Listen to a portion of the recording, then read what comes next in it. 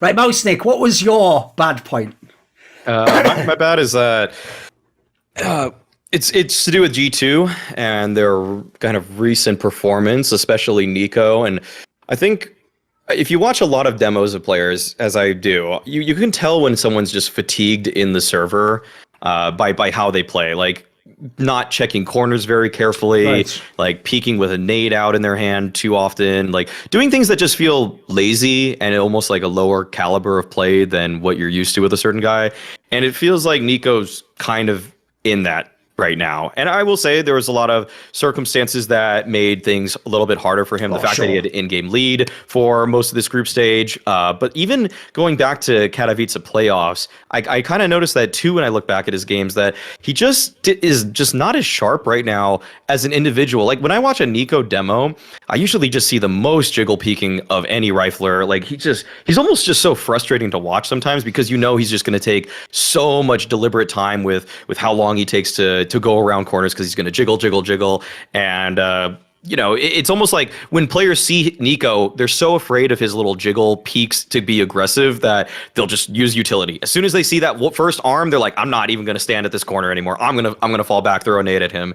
And no, it's almost like people aren't scared of him because he's being just late. He's just trying to like do things faster right now. He's not taking as much time as I'm used to. And I would hope that, with Alexi B coming back and their whole roster being in place again, there's going to be more chances for him to right this, because the discussion was, is NiKo the best player in the world right now for the last 3 or so months? And now that conversation you can't even go any further with that, because they're not going to play again for 36 days, depending on when this is published. And that's so disappointing, the fact that they didn't make playoffs, because again, like, this is the roster that we all wanted to see from G2, and yet it didn't even make the playoffs. And the one big thing and gripe I had with it is kind of how it happened, where you would have thought that the caliber of players on this team is still going to be good enough to make it through a group in a pro league group stage, right? Like, there's no way that a team with NiKo, Hunter, and Monacy should be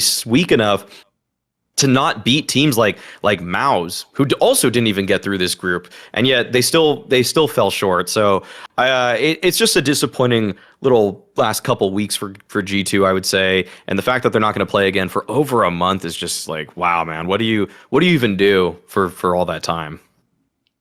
I mean, I want to ask a follow-up question to that. So I was watching I went through the demo of the Inferno game that they played against FaZe, and I noticed that on Banana, NiKo would do this thing a lot, where he would basically like, I almost for a minute, if you'd stripped the names, I would have thought that was Stewie playing, because he was actually so aggressive, going like bottom Banana on his own. Even he always tries to do flanks on CT Banana, if people don't know. Like the amount of times he catches people at the top of mid when they go around, he always gambles on it. Yeah. So and that felt like.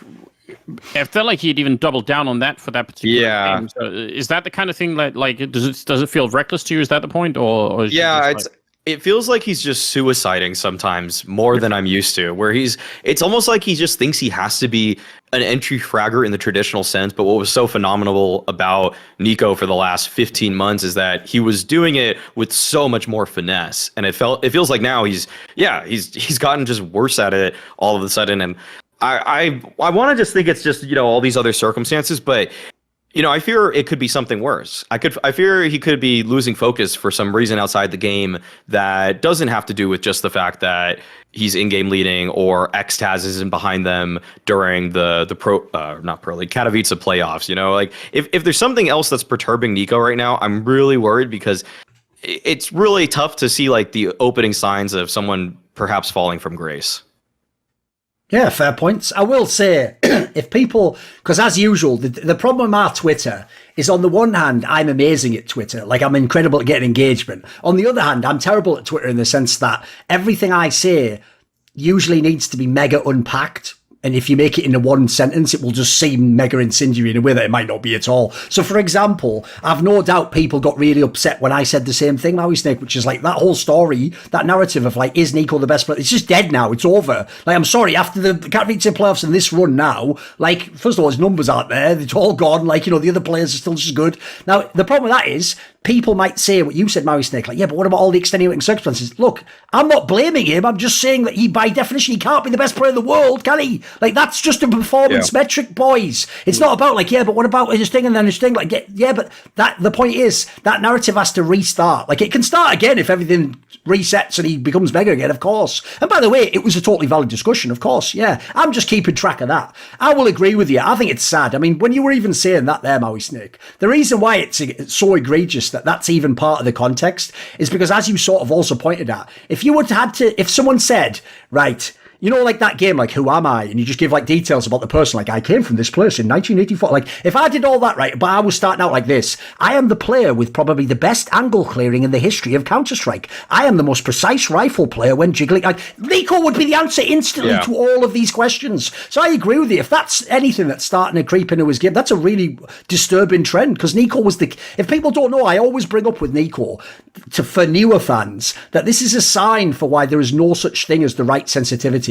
Because if you watch NiKo's game, he is never caught out of position and he always peaks every angle perfectly. But if you ever go look at what his sensitivity is, it's mega low. That just means, by the way, he's not only really mechanically good, he's a genius at Counter-Strike. Like, he's always looking in the right place. That's like in his brain, he has a wall hack and he's always knowing where the fight's going to be, and he's never getting, like, how many times are people knifing NiKo? Oh, not very often, I'll tell you that. But if you go and look, he's one of those motherfuckers on the rowing machine where, like, to do all 360s, like, you do with this, like, 3 times on the massive mouse pad. That's him, but you don't notice in game because he doesn't need, the joke is he doesn't need faster sense of that. That's all he needs to get it done. So I agree, it's really disturbing, because last year the team used to go like this: well, don't worry about NiKo, he's going to play like the best in the world. And then, you know, what about these other ones? Where's Hunter? Where the fuck's Nexa? What's he doing? And what about Jackson? Now the joke is all the rest of the pieces, when they're available to play, are starting to look like they're there, and now we're waiting for NiKo to turn up. And now it's kind of like the bomber he's the one who hasn't sort of done his part, even though that is so fucked, considering he had all those years, he hard carried everyone, didn't he? So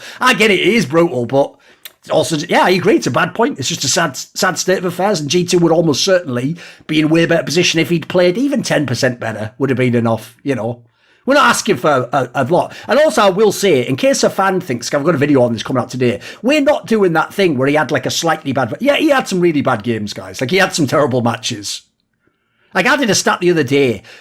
Over his last, like, 8 maps, he was like minus 36. Dude, this is NiKo! Like, you are aware, like, I don't even know if he could do that in some of his slumps. Like, he could almost trip over and have a better performance than that. The last time he had an event where he didn't have a positive KD was Blast Spring Groups 2021. And in the Pro League groups just now, he had another negative event. And when you also factor in what he did in the playoffs of Katowice, he wouldn't still have a negative rating or anything, or like a sub 1.0. But, you know, he had a handful of maps where he was under 1.0, which is just so uncharacteristic.